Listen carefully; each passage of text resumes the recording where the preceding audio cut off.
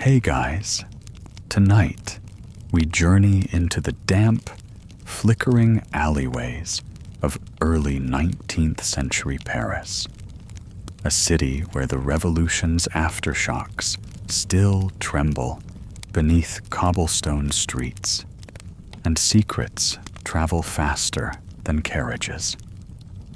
You're standing beneath the orange glow of a street lantern, its light barely cutting through the mist. A shadow drifts past. You glance again, but no one's there. Except there is. Just not entirely awake. Because tonight's story isn't just about murder. It's about sleepwalking. About what we see when we're half here and half somewhere else. About a young girl who may, or may not, have witnessed a crime while dreaming. Oh, and spoiler alert, you probably won't survive the 1800s justice system if you're caught napping, metaphorically or otherwise. So, before you get comfortable, take a moment to like the video and subscribe, but only if you genuinely enjoy what I do here. Let me know in the comments where you're listening from and what time it is. I love seeing the global bedtime roll call. Now, dim the lights, maybe turn on a fan for that soft background hum, and let's ease into tonight's journey together. The year is 1802. Paris has settled into something vaguely resembling peace. The guillotine's blade has cooled, though you still catch uneasy glances on street corners. People wear their caution like another layer of clothing, pressed and invisible, but always present. In the 14th arrondissement, near Rue des Vignes, life hums in soft monotony. Butchers swing cleavers, bakers rise before the sun, and a young girl named Elise wanders out of bed every night, barefoot through streets still trembling from revolution. You hear the stories first in the bakery line, how she's seen gliding past shuttered shops, her nightdress whispering around her ankles, eyes open but unseeing. One man claims she stepped into his goat cart and then calmly walked out the other side. Another swears she whispered a name in her sleep, a name no one's spoken since the war. The truth? You're not sure yet, but Elise's family is nervous. Her father, Henri, a broad-shouldered baker with a patient face, locks the doors at night. Not to keep people out, but to keep something in. She still finds a way. Here's where it gets weirder.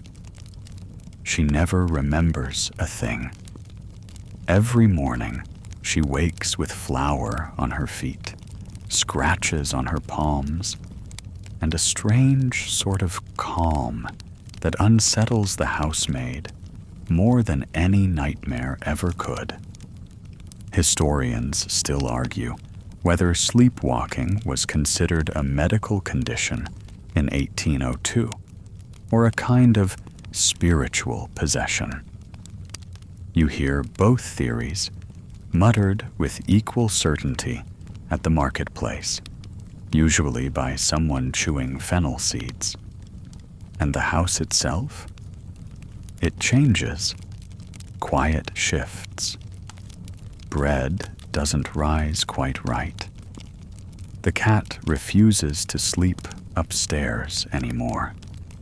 A neighbor swears he hears humming on nights when the moon is full, even though no one in the household sings.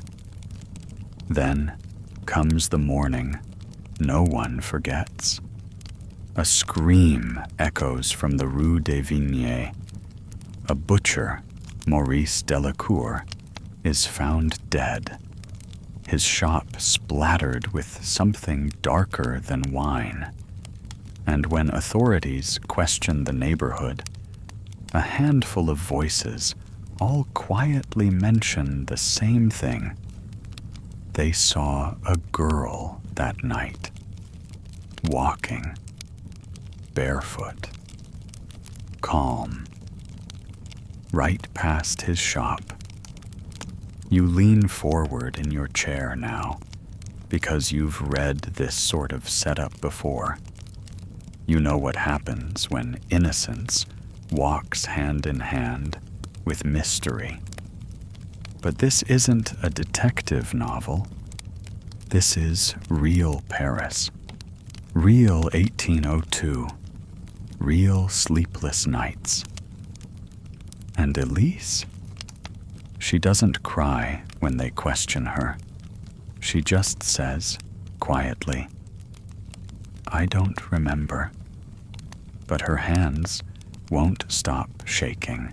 The magistrate assigned to the Delacour case is a man named Augustin Beaufort, a figure as stiff as the starch in his collar. He's not fond of superstition or sleepwalkers or 13-year-old girls who don't flinch at the word murder. He prefers confessions, clean ones, delivered like bread, warm, immediate, and easy to slice. You watch him lean over the table in the modest parlor of Elise's family home, quill in hand, ink blotched on the corner of his jaw. He studies the girl with narrowed eyes while her mother wrings a linen cloth to death in her lap. "So, mademoiselle," Beaufort begins, "why were you out at night?" Elise looks past him, somewhere at the chipped wall. "I wasn't," she says. "But they saw you. I was asleep." He hates that answer. You can tell. Because how do you charge a dream with murder? Sleepwalking, or noctambulisme, as the medical minds of the era tentatively name it, isn't well understood. Some believe it's a symptom of excess bile. Others claim the soul temporarily leaves the body. And then there are the ones, usually older, usually armed with rosaries, who whisper about possession. One of the neighbors swears he saw Elise pause outside Delacour's butcher shop the night he died. "She was humming," he tells the magistrate, softly, like a lullaby. Beaufort jots this down with more interest than he probably should. The official cause of death? Throat slashed. No forced entry. No stolen goods. No footprints inside the blood-slick floor. Nothing except a half-open window and a dried trail of poppy seeds leading to the door. You remember this detail because it feels absurd, like a breadcrumb trail left by someone who never read the rules of crime. Poppy seeds, by the way, were widely used for sleep-inducing remedies in 19th century France, crushed into teas, stirred into milk. Or, if you were feeling ambitious, worked into bread crusts. Historians still debate whether they truly worked or simply offered placebo wrapped in warmth. But Elise never drank poppy milk. She didn't need help to dream. Beaufort returns to the girl the next day, this time with a doctor, or rather, a man who claims to be one. Antoine Rivière, narrow of face, rich in vocabulary, and absolutely certain that this is a case for hypnagogic investigation. You watch Elise sit still as a stone while he shines a candle toward her eyes, mutters phrases in Latin, and hums a dissonant note meant to simulate twilight. It's nonsense, but somehow it works. She begins to speak, not with clarity, not like someone awake, but in fragments, phrases. She says things like, "Don't let him fall again," and "Red on the table, not blood, meat." And once, Marie said not to open the door. Her mother sobs softly behind the curtain. Beaufort scribbles frantically. You, though, you're unsettled, because sleep should be sanctuary. And this is an invasion.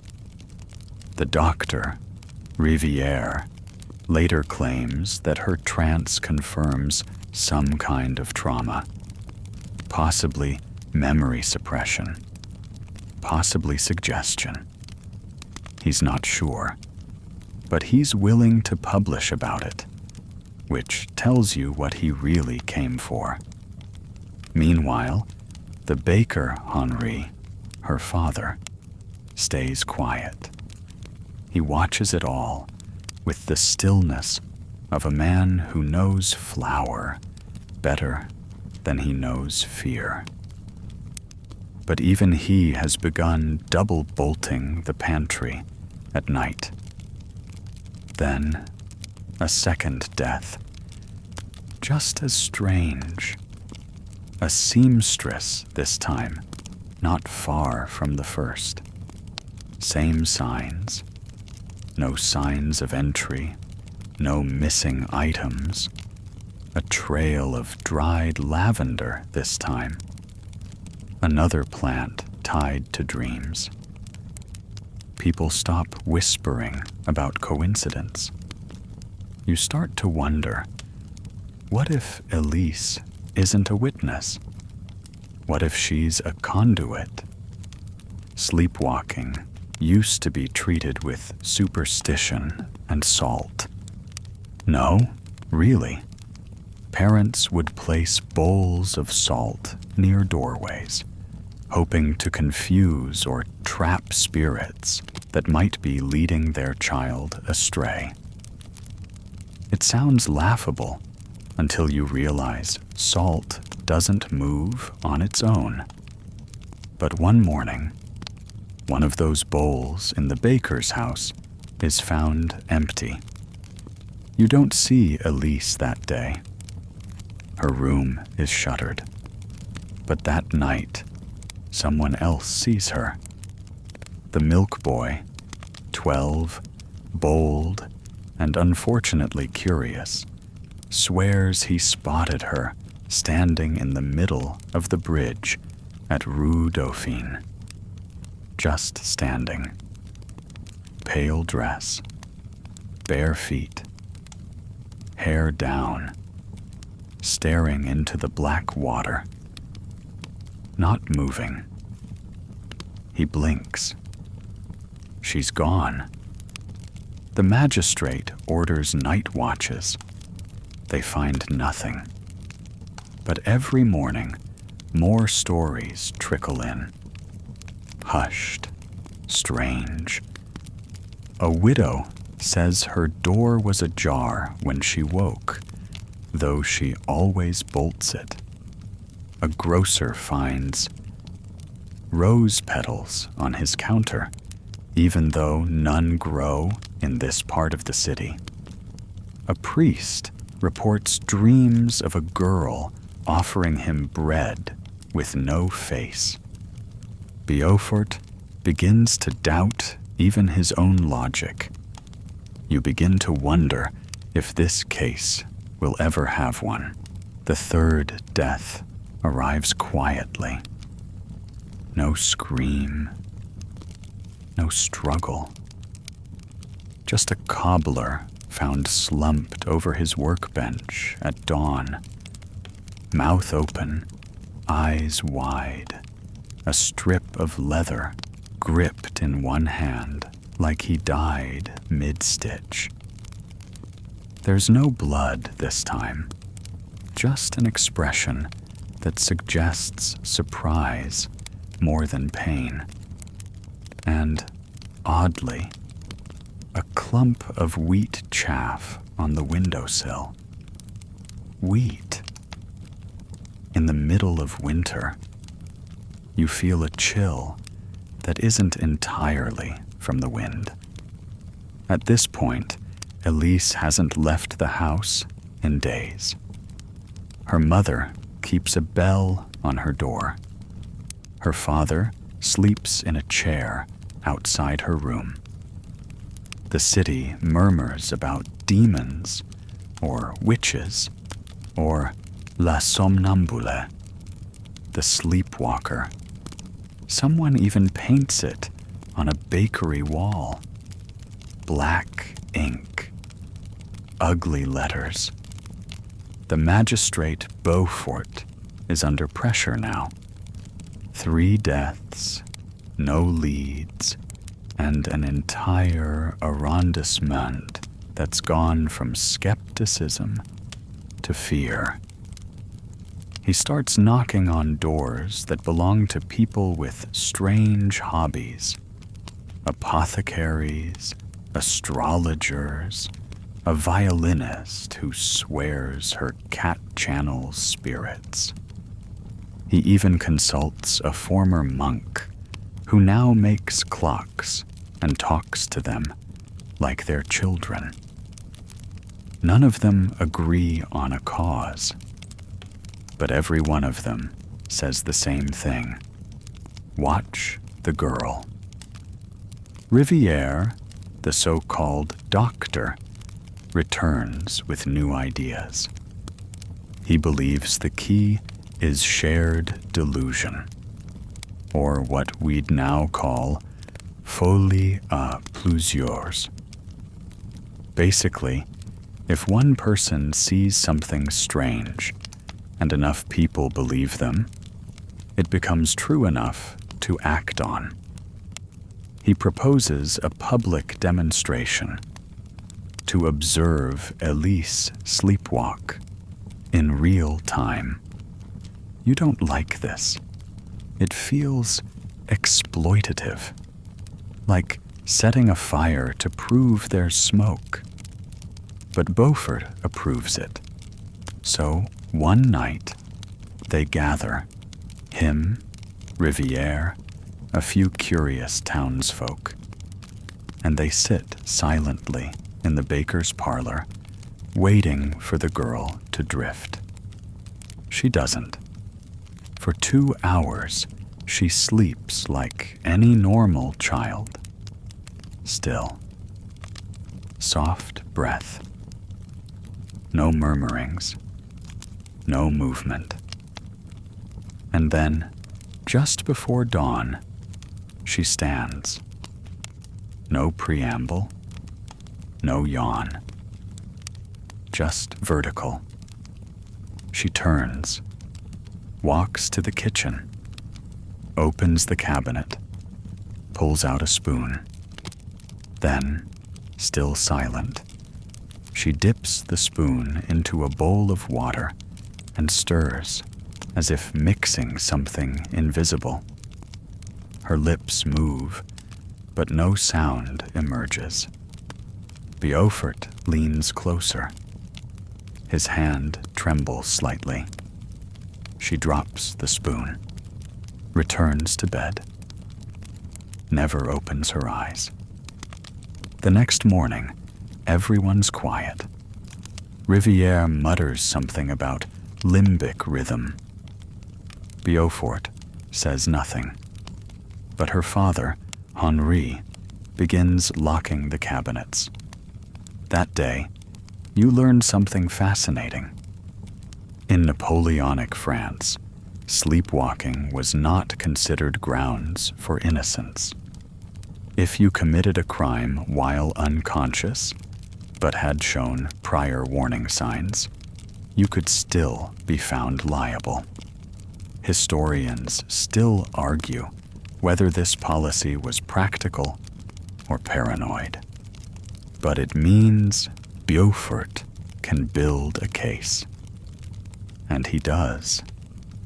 A week later, he brings charges. Manslaughter by unconscious action. You can't believe it.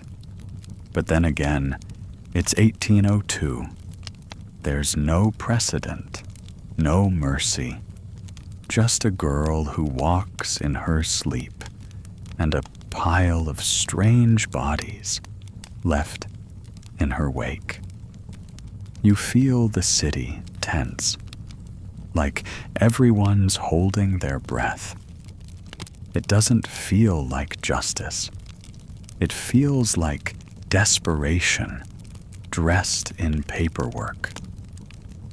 Elise is brought to a holding room. She doesn't cry. You watch her trace a finger along the wood grain of the bench. She whispers something to herself. You lean in to hear it. Don't follow the wheat. You're not sure what it means, but it sticks with you. Because that night, you find wheat chaff outside your door. The trial isn't what you expect.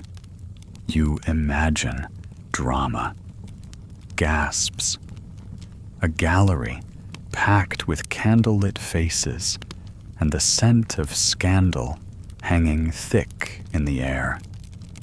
But what you get is damp wood, slow questions, and the occasional cough from someone trying not to fall asleep. Justice, it turns out, is less a thunderclap and more a steady drip. Elise sits between two guards, small in her gray shawl, hair brushed but unkempt. She doesn't fidget. She doesn't blink much either. Her mother isn't allowed inside, and her father stands in the hallway like a statue carved from worry. His knuckles are white where they grip the brim of his hat. Beaufort speaks first. He paints a picture. 3 deaths, all within 2 weeks, all in proximity to the girl. He notes the lack of forced entry, the presence of strange, common elements at the scenes.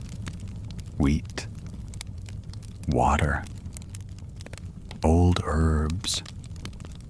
He reads aloud from Riviere's journal, quoting phrases like somnambulant rituals and psychogenic contagion. He says it all calmly, methodically, as if trying to convince himself just as much as the room. Then Riviere takes the stand, and the man loves the sound of his own voice. He describes Elise's episodes like a performer recounting his best stage tricks.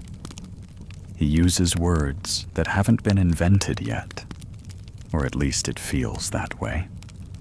One phrase sticks out: empathic transference through somatic trance, which basically means nothing. A baker's assistant is brought in as a witness. She describes finding Elise in the pantry, sleep muttering, "Salt for the breathless." No one knows what it means.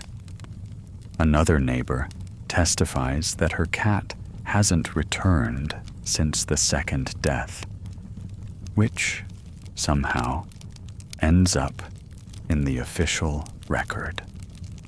It's chaos disguised as order. And through it all, Elise says nothing, until they ask her directly, "Do you remember your dreams?" She pauses, and for the first time in days, she speaks.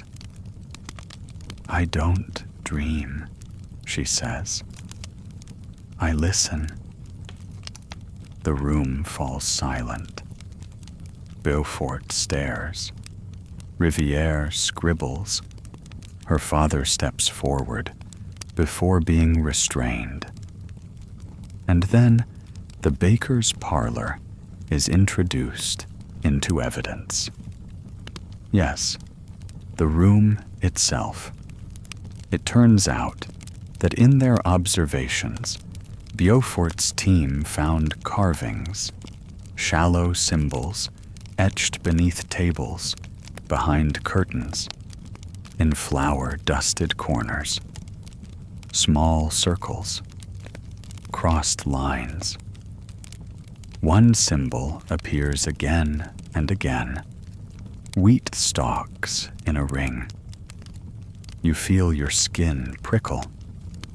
They bring in a local priest who identifies the markings as unsettling, possibly pagan.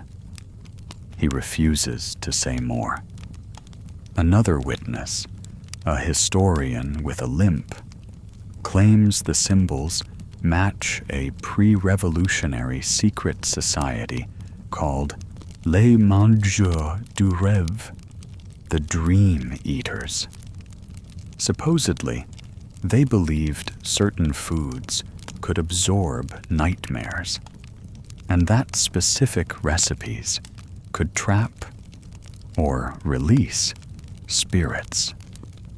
Historians still argue whether this group truly existed, but the timing fits, and the flour records from the bakery show some ingredients unaccounted for.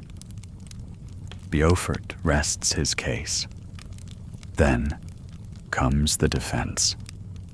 Except there isn't much of one.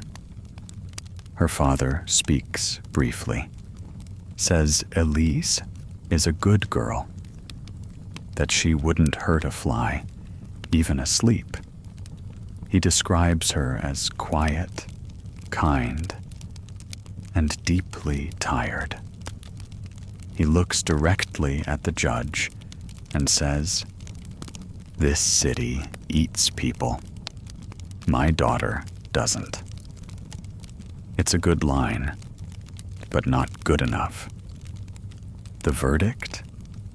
Delayed. The judge wants more information, which back then means more waiting. No verdict, no dismissal. Just a child who may or may not be a killer, and a city that doesn't know whether to pity her or fear her. That night, the baker's pantry catches fire. Not the whole house, just the pantry. As if someone, or something, wanted to burn just enough. Inside, they find a bowl, unscathed, still intact, still damp, and filled with wheat chaff. You don't sleep that night. You listen. And just before dawn, you hear a whisper through the keyhole. I never fed them. I only opened the door. By morning, the mood in Paris has shifted again. It's not panic. Paris has seen worse. But the whispers have teeth now. People cross themselves when passing the bakery. Parents usher their children away from narrow alleyways. And the newspapers? They do what they always do. Stoke the embers while pretending to douse the flames. Child witch or somnambulant pawn, one headline reads. Baker's blood, the Dream Eater trials. Begin, reads another. You try to block them out. But the city is loud, even in its quietest corners. And you can feel it, the way rumors move like fog through streets, clinging to cobblestones and coat hems. Elise remains in the holding chamber, not quite prison, not quite safety. She sits on the same cot day after day, her hands folded in her lap, like she's waiting for someone who's late. Sometimes she hums. Sometimes she just stares at the wall. And sometimes she draws. She's not given pencils or ink, of course, but she finds ways. Bits of coal, a piece of bread crust, fingernails against dirt. One morning, you check the wall beside her cot and see it. The circle of wheat again. Smaller this time, more careful. You show it to Beaufort. He frowns. Then he asks a strange question. Was she left-handed? You check. She is. So was her mother, he says, almost to himself. Which wouldn't mean much, except Elise's mother was believed to be deeply involved in something before her death, something that got her name redacted from parish records and her grave left unmarked. Historians still argue whether she was part of the revolution or something older. You dig deeper. You find a note buried in Riviere's files, an old report from 1791. It mentions a woman, newly arrived in Paris, distributing small loaves to the poor. It was considered harmless until 3 people died from hallucinations. The woman was never caught. The note is signed only with a symbol, a wheat ring. You confront Riviere. He brushes it off. Urban myths, he says. Bread doesn't kill. People do. But you remember the bowl in the pantry, the untouched wheat, the fire that didn't spread. You begin to think it wasn't just Elise being tested. It's the city, the people, the past, demanding attention like an ignored hunger. Later that week, a letter arrives. No return address. Just your name and a single phrase on the inside, salt for the breathless.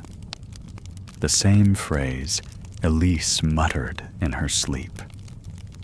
You take it to Beaufort. He turns it over in his hands, then sighs. There's going to be a retrial, he says, but not here. You blink. Where then? Outside the city, he replies. Somewhere quieter. It's not just about justice anymore. It's about containment. You travel with them. Beaufort, Riviere, the guards, and Elise. The cart ride is long. Rain lashes the roads. The wheels creak like they're whispering secrets of their own. At one point, Elise turns to you and says, You shouldn't have come. You ask why.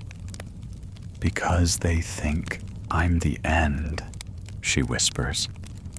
But I'm only the echo. That night, you camp in a small village with no name, and the bread there tastes just like the bakery in Paris. The village has no name on your map, just a circle and a dot. A settlement so small, it seems stitched together from folklore and memory. Thatched roofs sag under the weight of the rain, and every window seems to blink at you, briefly revealing a flicker of candlelight before shuttering again. It's here that the retrial is to be held, if you can call it that. The mayor, a man with too many medals for a town with no wars, greets you at the inn with stiff formality and eyes that dart to Elise every few seconds. You'll use the chapel, he says. No one else goes there anymore. And that's how you end up inside a chapel that smells of dust and forgotten prayers. The pews are warped. The altar is cracked. But it has good acoustics, Beaufort notes. People listen better when the echoes sound holy. The retrial begins the next day, without fanfare.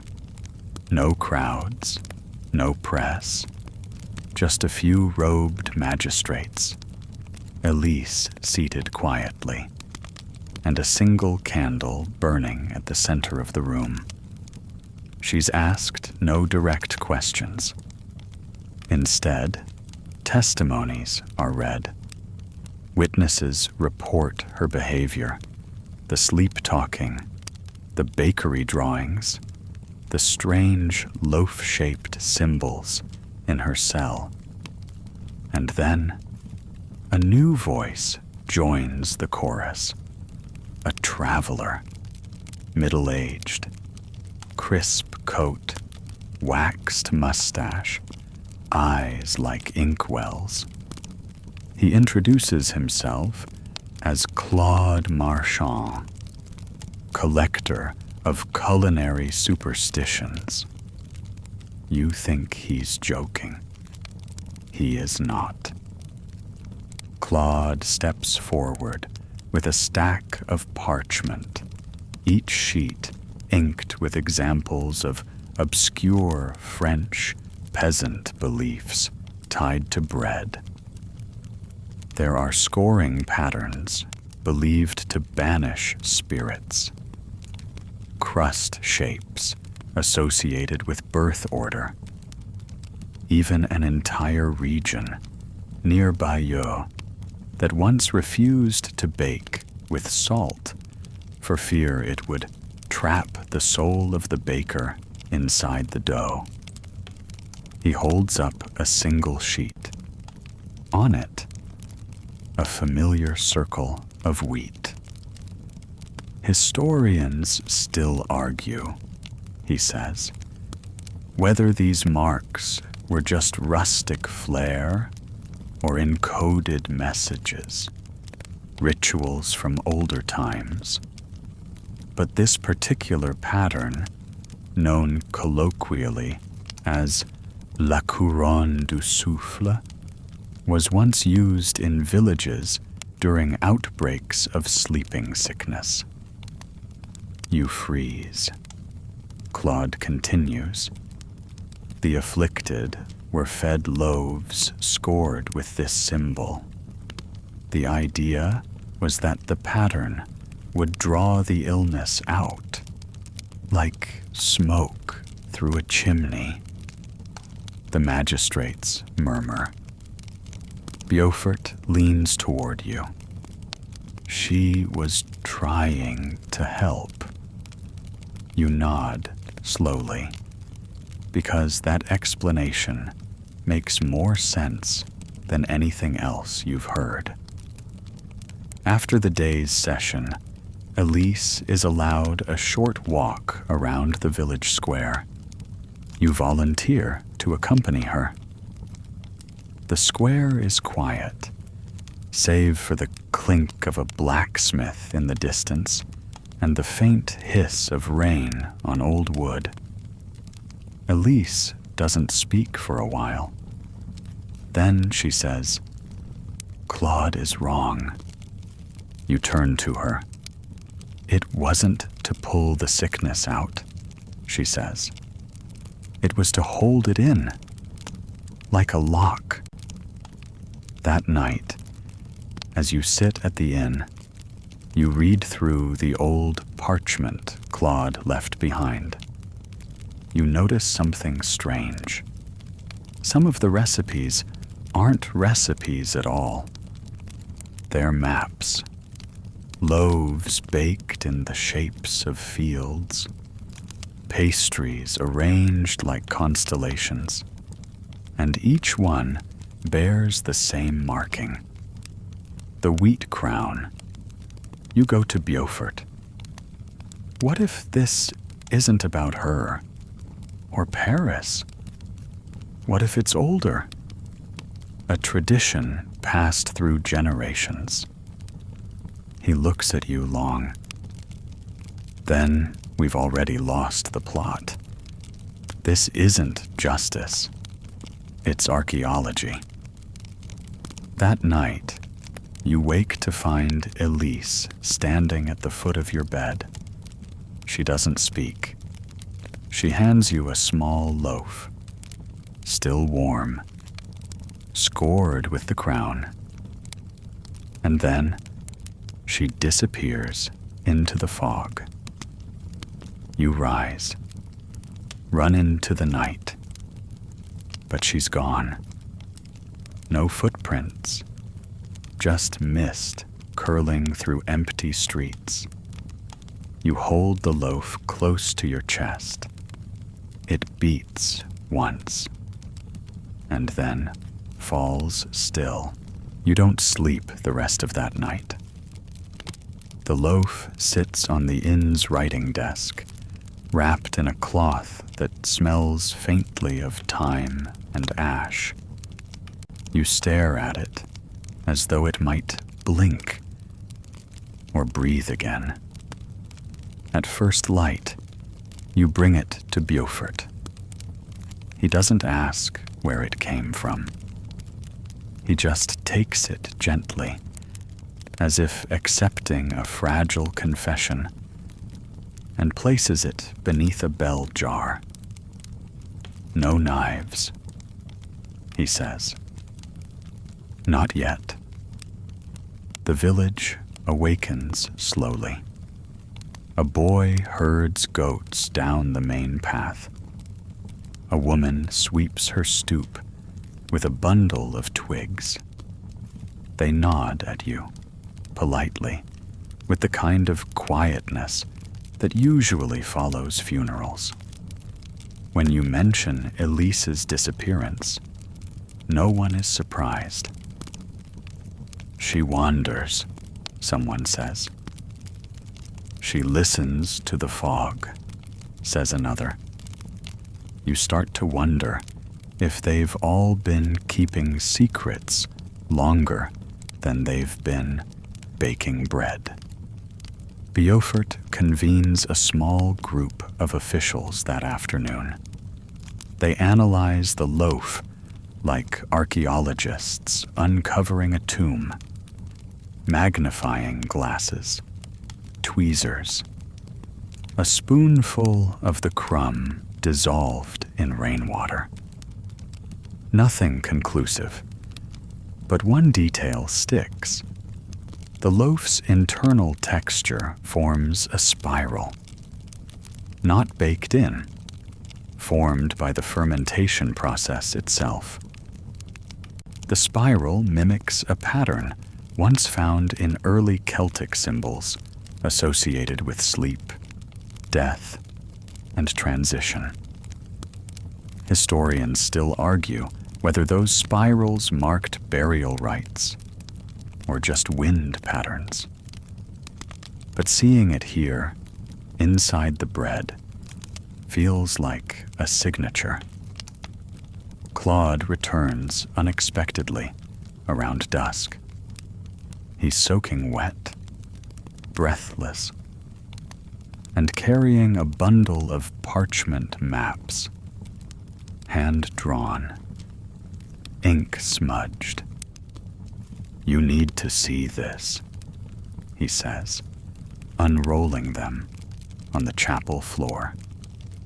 Each map shows a different region in France, each marked with a symbol, sometimes carved into stone, sometimes drawn in salt, sometimes baked into the crust of old peasant loaves.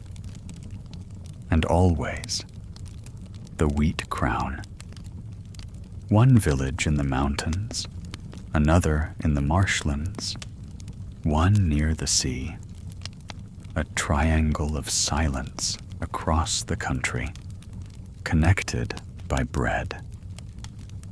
People thought these were just flourishes, Claude murmurs.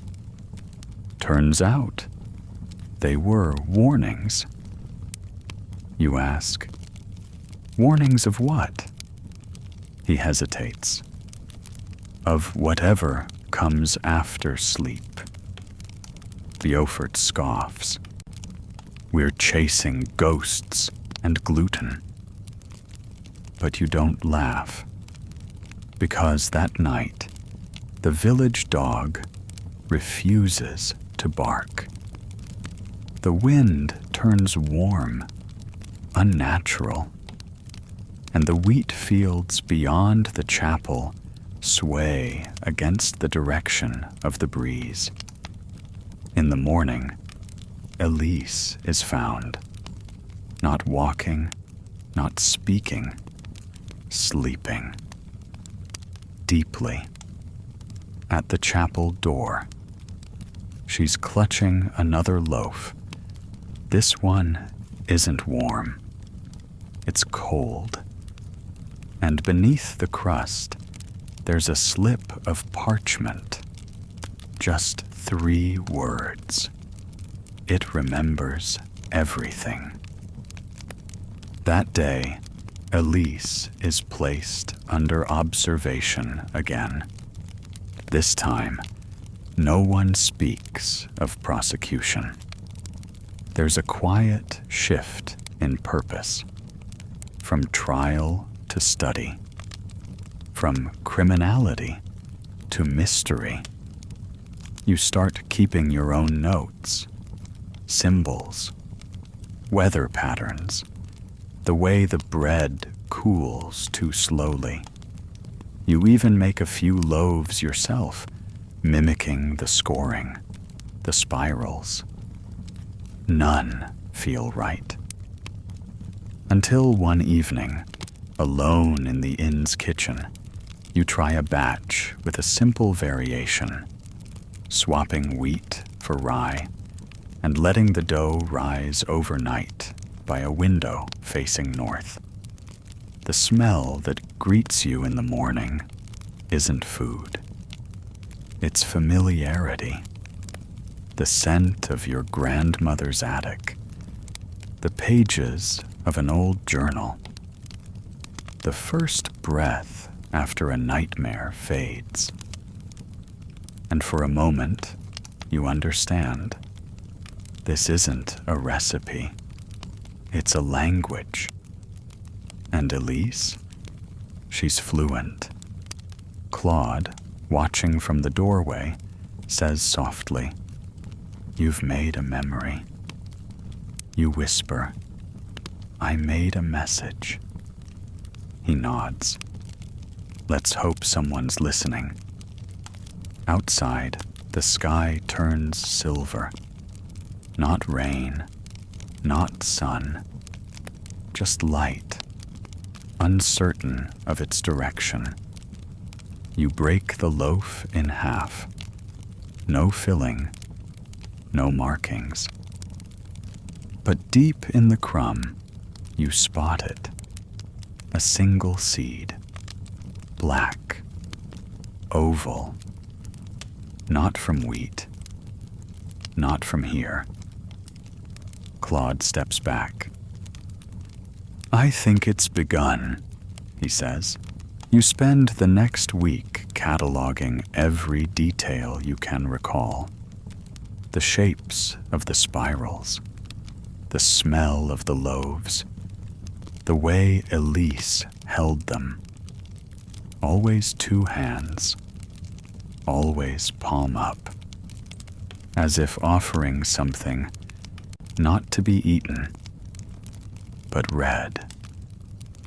Beaufort finally comes around. Not fully, but enough to stop scoffing every time someone says symbolism.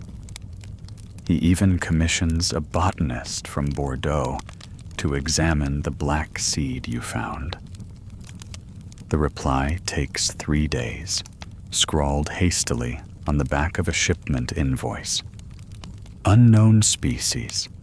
Closest genetic match, extinct Mediterranean flora, pre-Roman. You reread that 3 times before folding the note and tucking it in your coat. The seed goes into the bell jar next to the original loaf.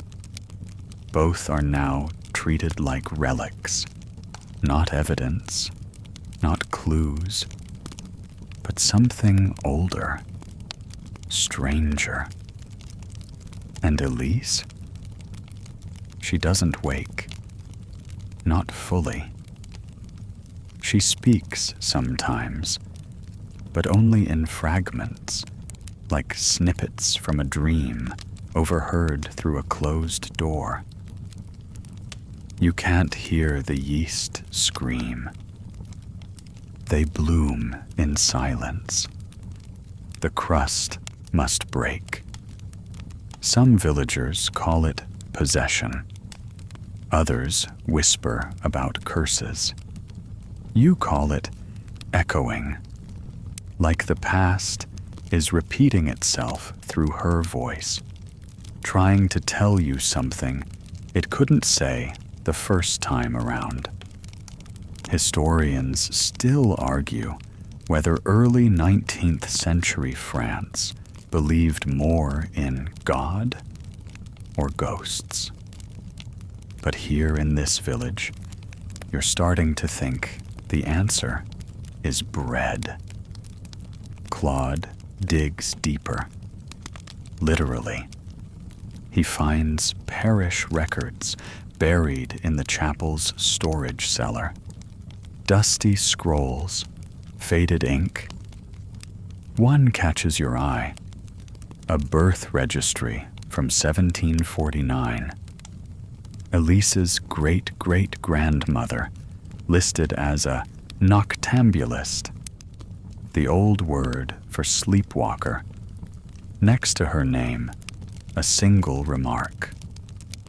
Returned unharmed loaf untouched.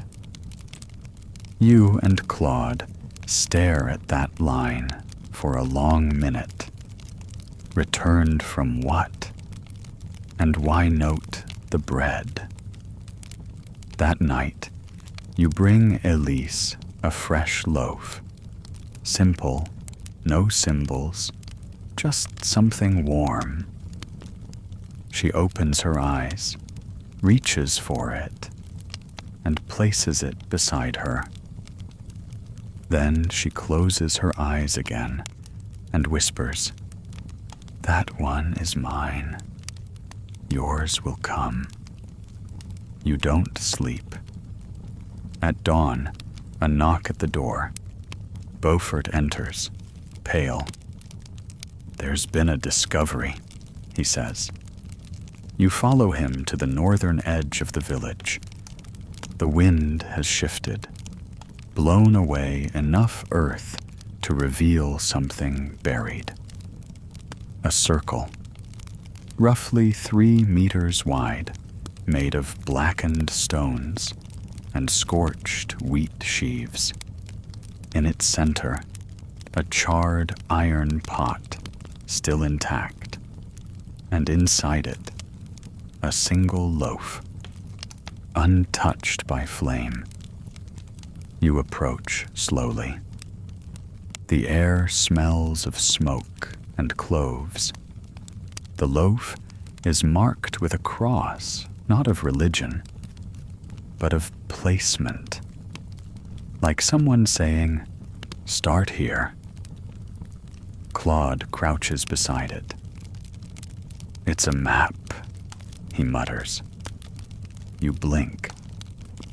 "To where?" He just smiles faintly. "To before."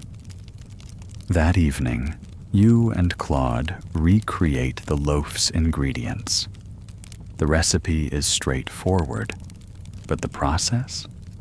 Odd. Rest the dough not once, but 3 times. Add the herbs in silence. No music. No talking. And the oven must be lit by hand. No flint. Only flame from another loaf. You borrow a spark from Elise's last. As the dough rises, the kitchen fills with heat and something else. Memory. The kind that doesn't belong to you. You feel the weight of stories you've never heard. You see faces that don't belong to anyone still alive. And when the bread is done, you don't eat it. You bury it, like a letter written in dough. Claude watches as you pack the earth. "You think they'll read it?" he asks. You shrug. They wrote first. Beaufort arrives late. He's holding another report. The botanist again. The seed, it turns out, responds to heat. Not in growth, but in movement. It shifts slightly toward warmth, like a compass, a directional memory. That night, you wake to find Elise standing by the window. Awake.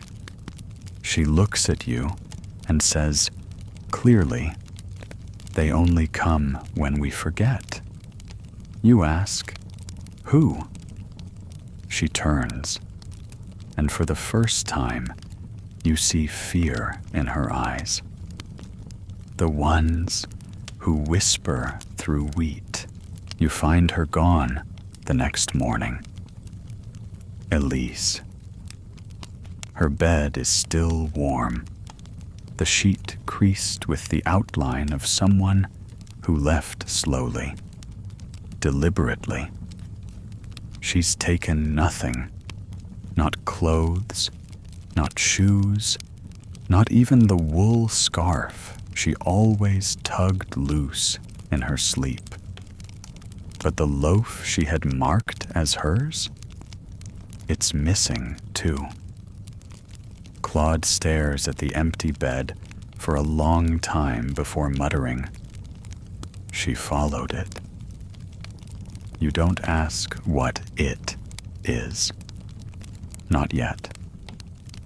Instead, you do what you've always done in the face of uncertainty. You bake. This time, a darker crust. More spice. More silence between the kneading. And just like before, the oven seems to hum.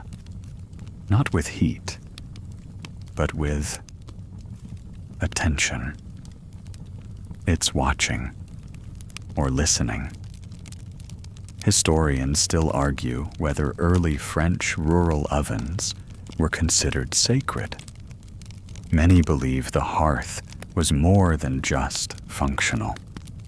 It was seen as the threshold between life and death, a place where ancestors warmed their hands and ghosts sipped broth.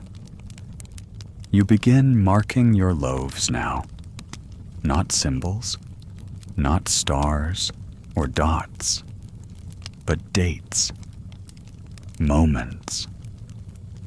The day Elise walked, the morning the pot appeared, the night the seed moved.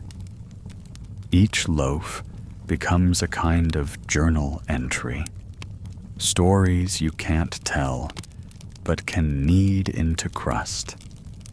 Customers don't ask. They just eat slower, chew longer. One woman swears she dreamed of her late mother after biting into a rye wedge.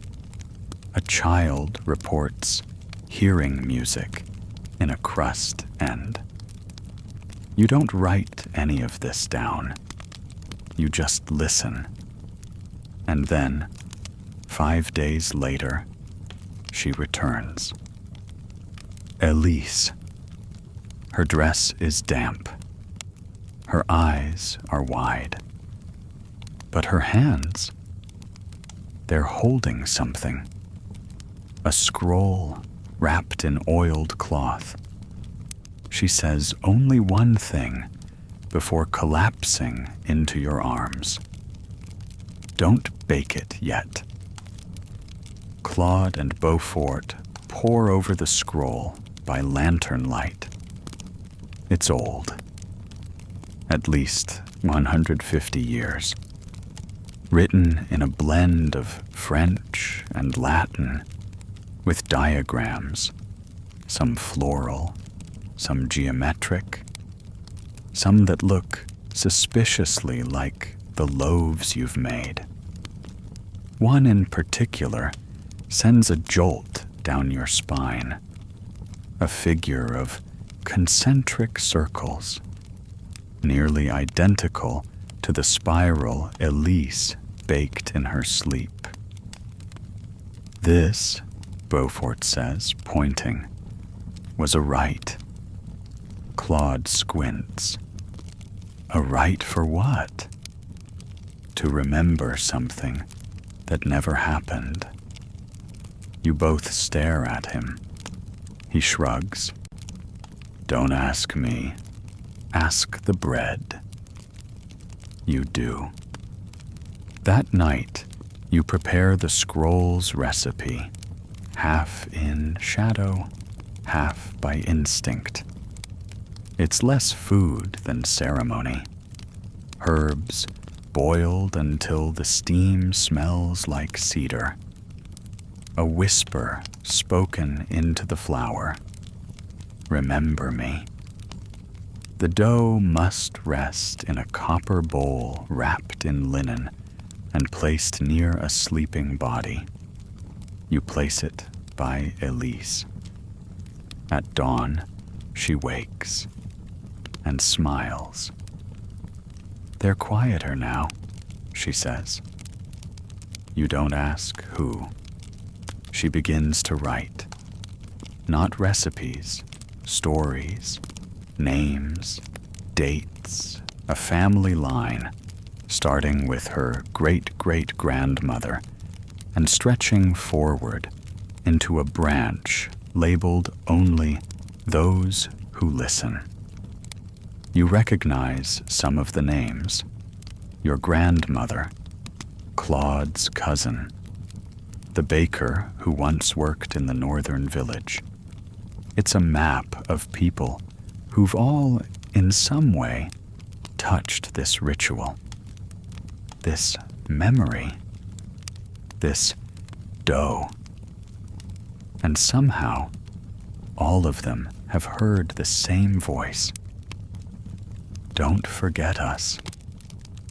The scroll stays in the bakery now, framed in glass. Customers walk past it without knowing. But a few, just a few, stop, squint, and smile, like they've heard a song only they remember. One man asks if he can copy the spiral pattern. He says it looks like the floor of a chapel I saw once in Portugal. You nod, but you don't confirm, because it's not about proof anymore. It's about presence. That night, you find a fresh seed on the sill.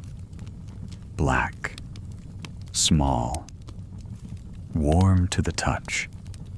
You place it in a bowl near the fire and wait.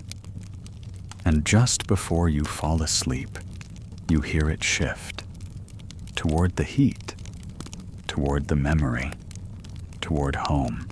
The bakery begins to hum again, but it's no longer the same tune. You notice it in the silence between orders, in the way flour settles differently now, in the lingering warmth on the wooden counter, like a hand pressed there just moments before you arrived. The townspeople still come, of course. They need bread.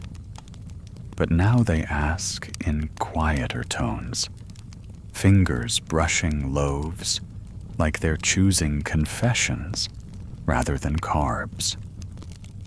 You start seeing new faces too. Travelers, strangers, one with a cracked compass, another with a cloak that smells faintly of salt and smoke. None of them order directly. They leave notes instead, tucked in coin pouches or beneath bricks. A name, a date, a request to remember something that doesn't make sense. You make those loaves anyway, just like the scroll says. Each one slightly different. A curl of cardamom here, a dusting of ash there, and always, always, a single score across the top in the shape of a crescent. It means, we heard you. A boy returns 3 days after receiving his loaf. He doesn't speak, just opens his palm to show you a broken tooth. Not his, too old, too yellowed, buried inside the bread, like a warning or a clue. Claude suggests burying the bread next time. If it's memory, he says, maybe we shouldn't chew on it so literally. But Elise disagrees. We have to taste it. That's how it enters. Historians still argue whether early culinary rites were designed to be consumed or merely performed. One theory posits that ancient monks used bread to house unwelcome thoughts, then burned it to to cleanse their minds. Another insists that eating was essential to closing the loop. Either way, you're now part of that debate, because you try it. Just a crumb. Just enough. And you see it. The hallway, the flickering candle, the door that doesn't belong to your home, but somehow does. A smell you've never known, but instantly recognize. Lavender and stone and grief. You wake up kneeling, hands empty, mouth full of dust. It happens again a week later. This time, Elise wakes beside you. You walked in your sleep, she says gently. You laugh, but your knees are bruised. The scroll's ink is fading now, whether from age or use or something more poetic, you can't tell. You trace over the diagrams, reinforcing the lines, and each time you do, your fingers tingle, a soft vibration, like a cat's purr, or the hum of a distant song. Claude decides to leave. I need to find the chapel, he says. The one from Portugal. The pattern keeps showing up in my dreams. You help him pack, give him a loaf marked with a spiral and a coin wrapped in twine. Beaufort stays. Sort of. He moves into the old mill house and starts charting dream reports. Visitors bring in symbols they saw while asleep, often matching elements from the scroll. A woman from Lyon dreams of a bakery where the bread sings. A shepherd from the hills recalls a child whispering recipes in Latin. You hang their drawings in the back room. A kind of gallery of the unconscious. One day, you find Elise standing perfectly still in the kitchen. She's holding a cracked bowl. There's something inside it. A seed? A stone? No. It's an almond, scorched black and humming with warmth. She whispers, "It grew in my palm."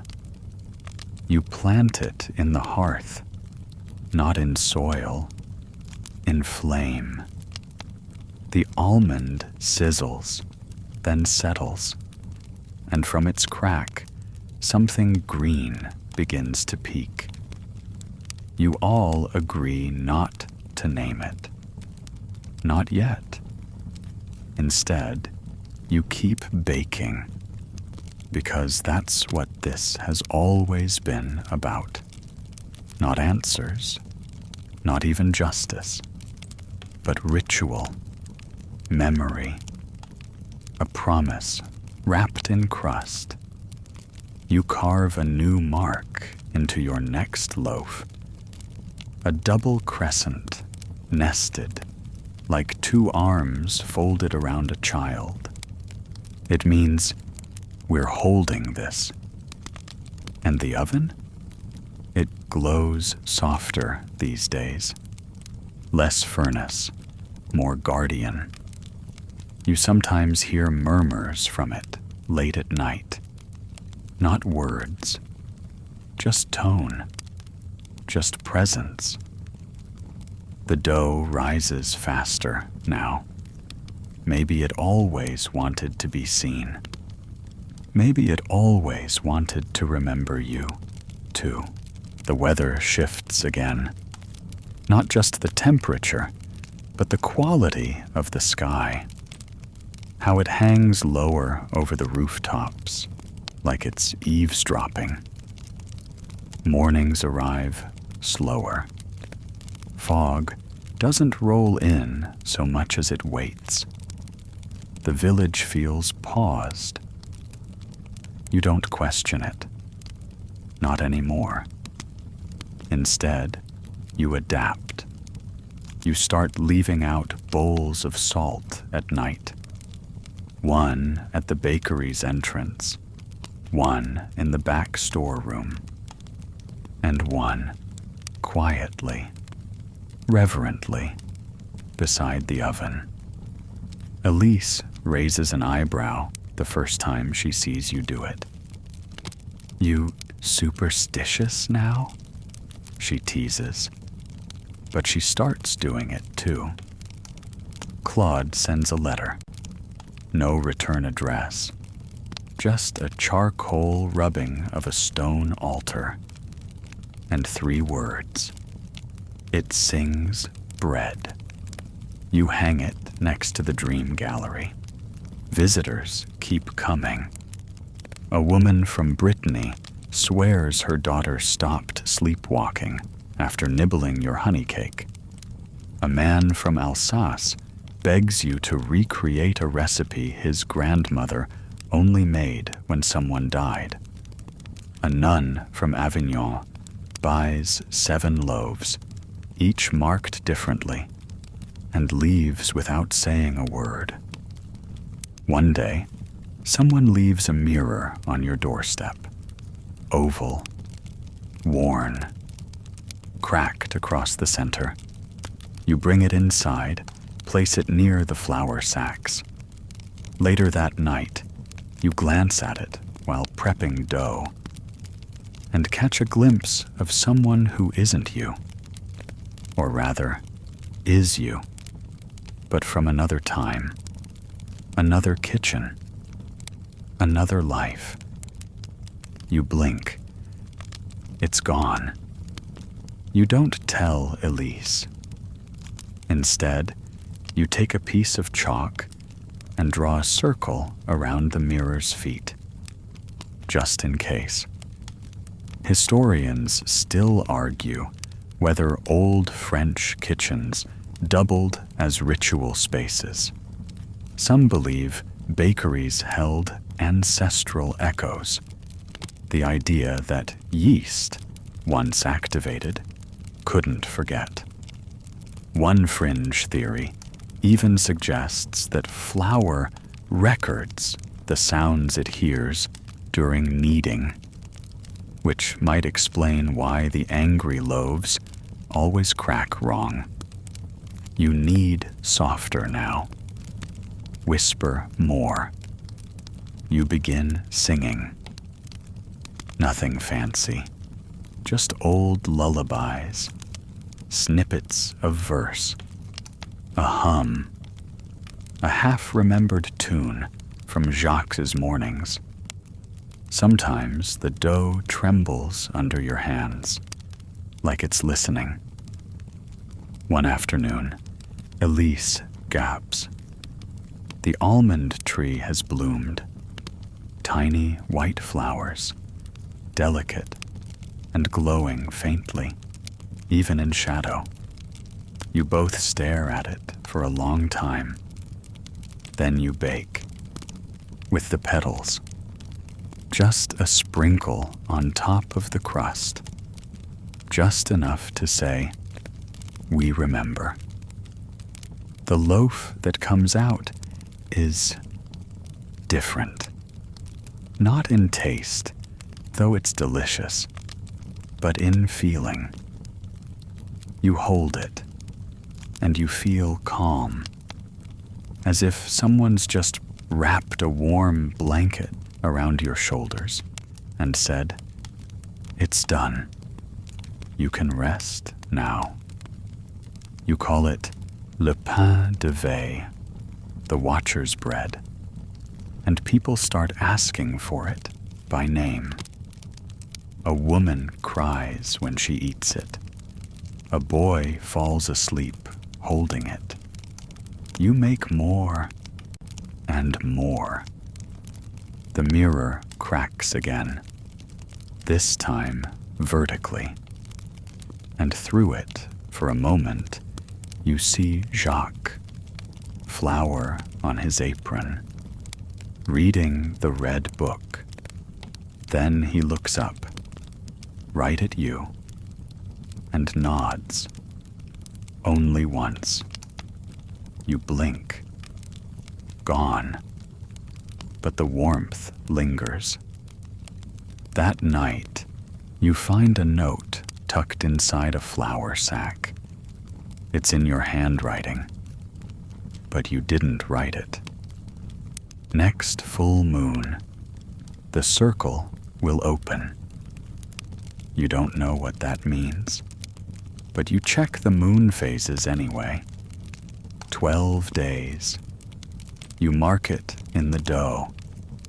Not words, not ink. A simple ring scored into each loaf's center. And every customer who receives one, they pause, like they understand, or like they've been waiting. 12 days. The mirror watches, the tree grows, and the oven hums. The 12th day arrives without fanfare. The village seems unaware. Children still play with hoops in the street. Carts creak over cobblestones, and someone's shouting about a stolen chicken again. But you know, the mirror knows. The dough practically vibrates as you knead it. You wake before dawn. Clean the counters twice. Sharpen your knives, even though you're not cutting anything. The oven feels hotter, like it knows what day it is. Or maybe you're just imagining things now. Hard to tell anymore. Elise doesn't come in. Didn't say she wouldn't. Didn't say anything. You don't blame her. By now, she's seen too much to pretend this is just baking. You prep the special batch. 10 loaves, each one marked with the circle. But this time, there's an X through the center, just like the symbol behind the bakery, just like the one on the sack of flour months ago, just like the one Jacques wouldn't explain. The first customer arrives right after sunrise. Old man, eyes cloudy, limping slightly. He doesn't speak, just places 2 silver coins on the counter and takes a loaf. Second customer, a woman, veil pulled low, hands stained with ink, leaves behind a scrap of parchment with unfamiliar symbols. One by one, they come. All day. Quiet. Efficient. Purposeful. Some nod. Some bow. One whispers, "Merci, veilleuse." You don't ask what it means. You already know. Watcher. You serve 10 loaves. No more, no less. When the last one leaves the bakery, in the arms of a red-haired girl with no shoes, the wind shifts. Literally. The fog pulls backward, like a tide retreating before a wave. The air tastes different. Clean. Light. You step outside. The almond tree is gone.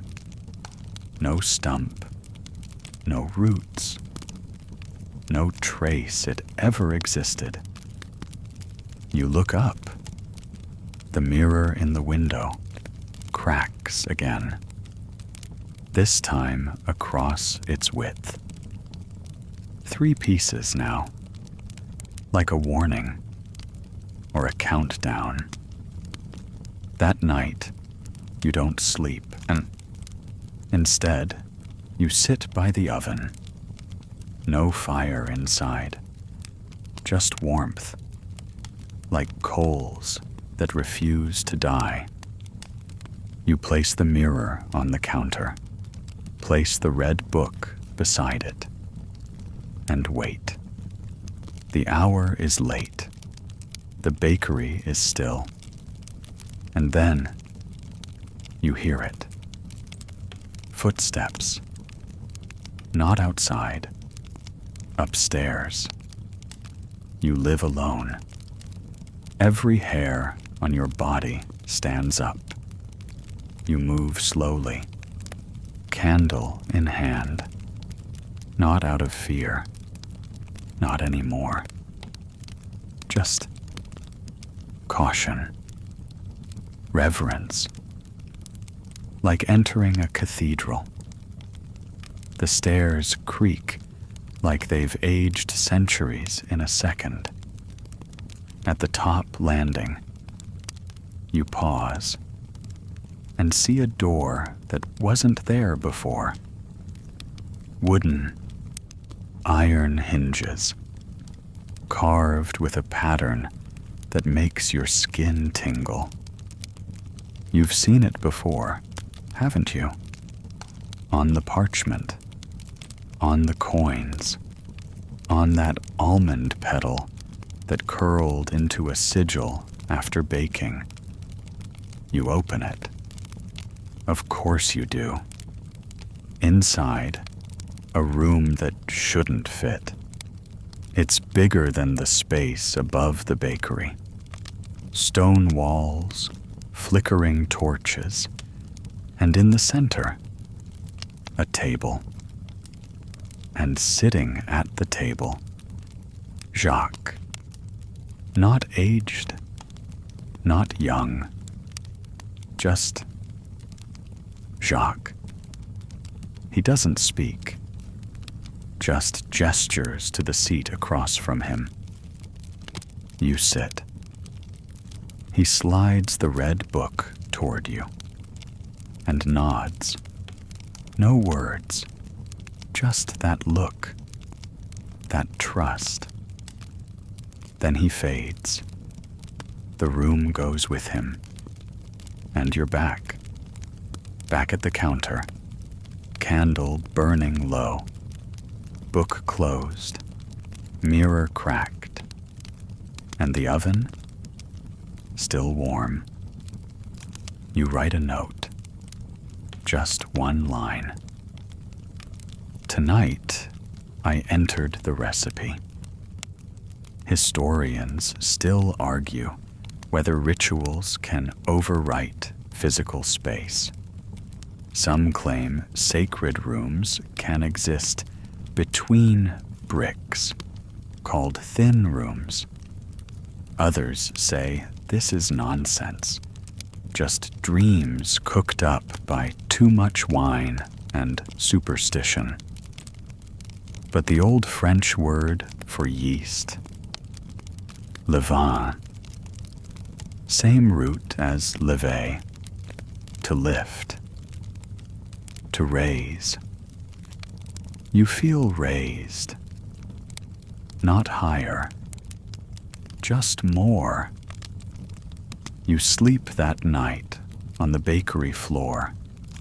No dreams, just warmth. And when you wake, there's a single tart on the windowsill. No note, no scent. But somehow, it's not for eating. It's for memory. You place it in a wooden box, line it with wax, and set it beside the mirror. a new artifact in the growing collection of what this place has become. Not just a bakery, a sanctuary, a beacon, a story that keeps baking itself into history. One loaf at a time, you start marking time differently now. Not by days or loaves or lunar cycles, but by visits, by moments, by offerings. Every few nights, something appears. A dried sprig of rosemary left on the counter. A feather tucked under the flour sack. Once, a note scrawled in what looks like ink, but smells unmistakably of cloves. No one ever knocks. No one ever explains. But you understand. This is correspondence now. A language that doesn't need verbs, or punctuation, or paper. Just intent and attention. Your mirror, still cracked, but it doesn't shatter further, like it's waiting, watching, and maybe learning.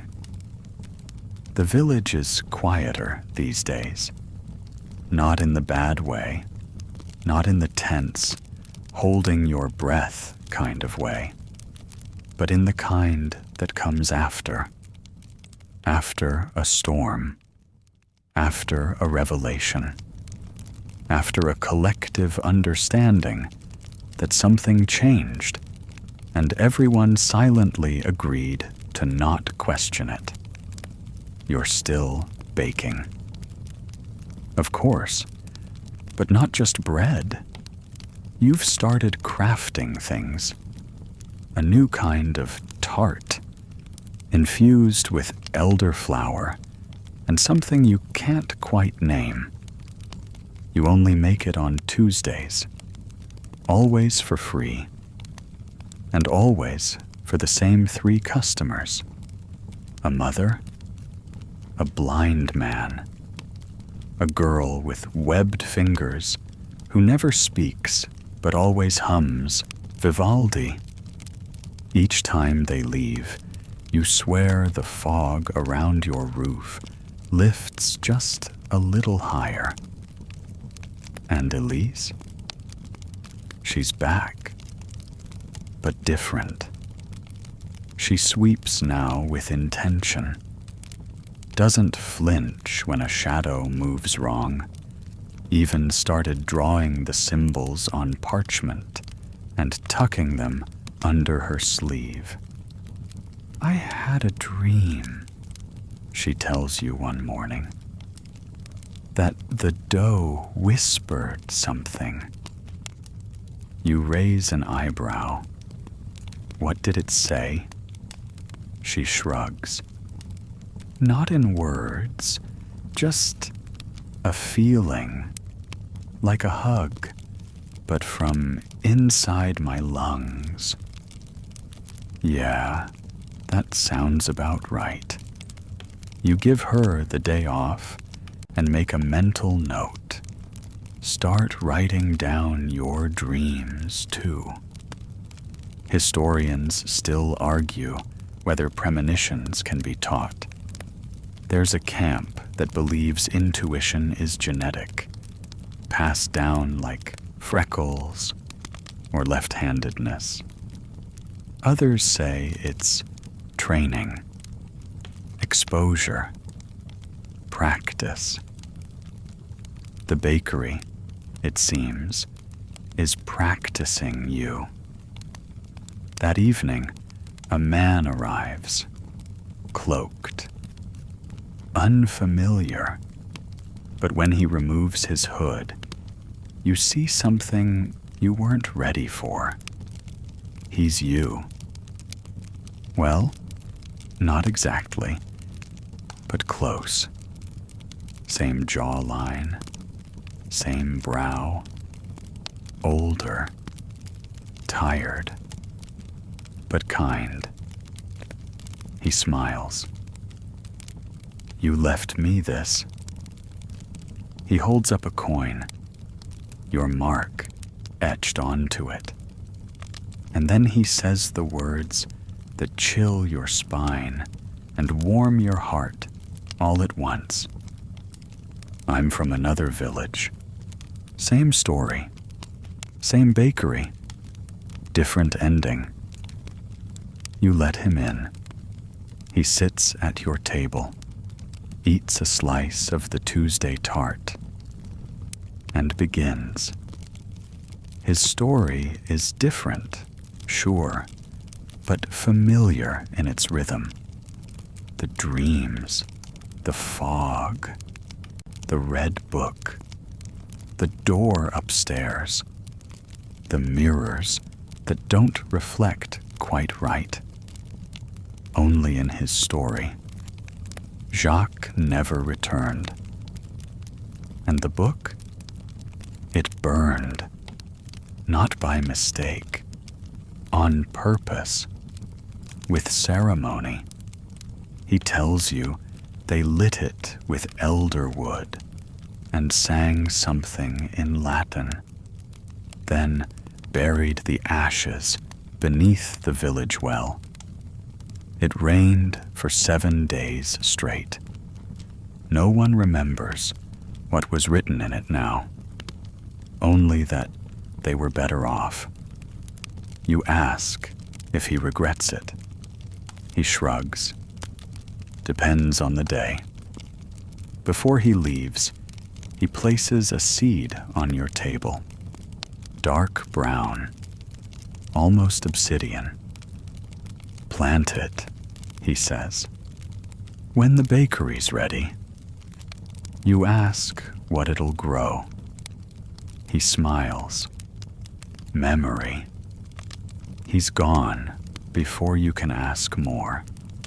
You keep the seed in a small pouch beside the tart in a box, and every so often you touch it, not to use it, just to remember it's there. You write that night, not in Jacques' book, but in your own. A small red notebook, blank, waiting.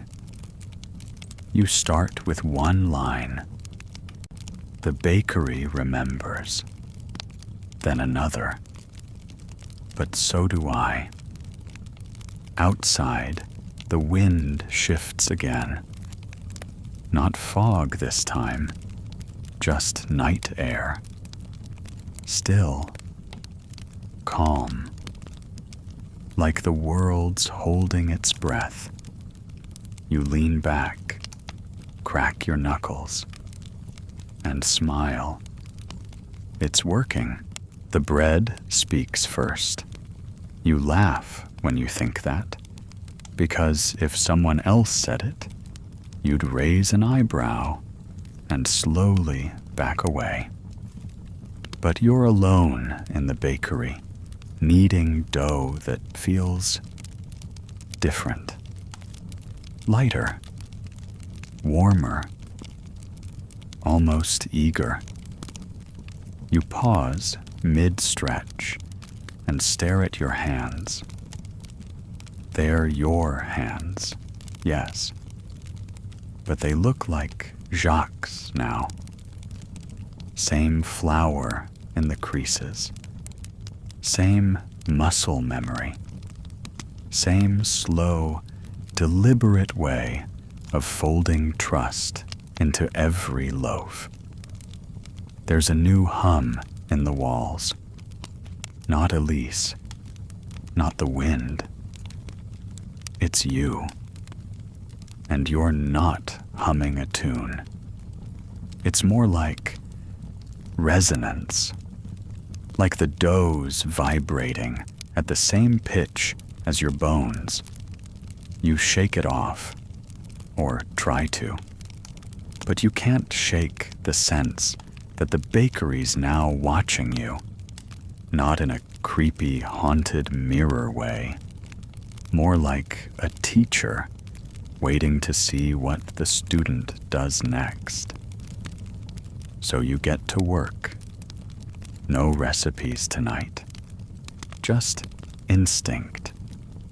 You grind fennel, slice pear, toast almonds, add a dash of vinegar that doesn't make sense but feels right.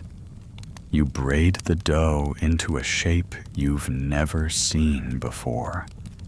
And when you're done, it looks like a question mark curled into a sleeping cat. You let it rise by the window, and the fog, for the first time, doesn't press against the glass. It steps back, like it's giving space.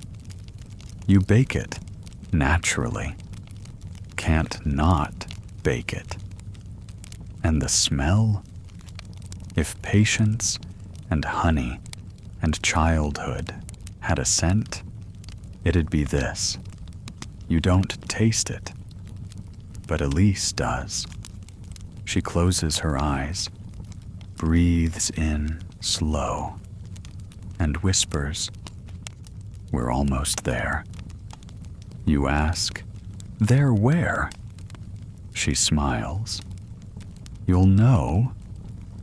Mainstream historians agree that baking is a science, a precision, ratios and reactions. But fringe thinkers, and yes, they exist, believe it's also a map, that recipes were once codes, that in the right order, with the right intention, food could unlock something. You're starting to believe it, too. That night, you climb the stairs, not to the bedroom, not to clean, but to see. You haven't opened the upstairs door since Jacques left, since the mirror cracked, since the book came back. But tonight, it feels right. You reach for the knob. It's cool. Morning comes gently. The fog doesn't slam against the windows this time. It wafts in slow and soft, like a curtain being drawn back. The dawn light is pale and thin, but it touches everything in the bakery with a quiet warmth. Flour dust glows in the air. The shelves creak like they're stretching awake. You move slower than usual, but not out of caution, out of reverence. Something changed last night. Not loud, not dramatic, but fundamental. You feel it in your steps, in your spine, in the dough. You prepare the first batch without thinking, hands moving like water, each gesture familiar but newly meaningful. Salt, yeast, water, flour, the oldest ritual in the world. You score each loaf with care, adding just a slight twist to your usual mark. A double loop, like an infinity sign curling in on itself. It's not just a loaf. It's a message. And somehow, you know someone will understand it. The bell above the door chimes before the sun's fully risen. A girl walks in. Not the same one from before, but familiar. Pale cloak, eyes like she hasn't slept in days, fingers twitching like they remember the feel of a quill. She doesn't speak, just points to a specific tart in the case. One you didn't mean to bake. One that practically assembled itself last night without permission. You hand it over without asking for coin. She nods, silent thanks, and disappears back into the fog. You mark her down in your new book. Not a name, just a symbol. A moon over water. You don't know what it means yet, but it felt right. As you're finishing the note, you hear it. A knock at the back door. You've never heard that door knock before. You open it. A boy stands there, scroll under his arm, same as before. But this time, he's not alone. Two others flank him. One with flour on her sleeves. The other with herbs tied to his belt. They don't ask questions, don't make demands. They just step inside. And together, without a word, begin helping. One kneads, one stokes the fire, one sweeps the floor. You want to cry, but don't. Instead, you smile. Because this is the next chapter, not written in ink or blood or almond dust, but in motion, in rhythm, in shared silence and rising dough. And upstairs, the red book stays shut, because it's no longer the source. You are. Historians still argue whether small communities can carry secret legacies, whether bakeries can be battlegrounds, whether food is language. But deep down, you know the truth. The dough remembers. The village listens. And the story, your story, was never just about survival. It was about becoming. And becoming is exactly what you've done. You lean back on the wooden stool near the oven. It's warm here, always is. But tonight, the heat feels earned, like a soft exhale after a long confession. The scent of cinnamon lingers in the air, braided with the quieter notes of cardamom, ash, and cooling crust. Outside, the sky darkens, but not ominously, just naturally. Even the fog seems less intrusive now, more like a soft wool blanket being drawn around the edges of the world. The bakery hums with its usual chorus, the creak of wood, the whisper of flour settling, the low breath of the oven's coals. And you're still, not tense, not waiting, just here, present, safe. The night holds you like a lullaby, and the shadows outside no longer carry teeth. They carry memory. You close your eyes, not to sleep, not yet, but to listen to the quiet miracle of dough rising in the dark, to the slow rhythm of your own breath syncing with the heartbeat of this place. The story isn't over. It never was.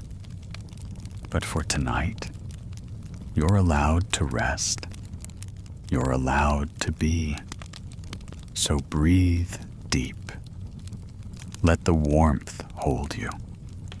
And when the morning comes, whenever it comes, the bakery will be ready, just like you.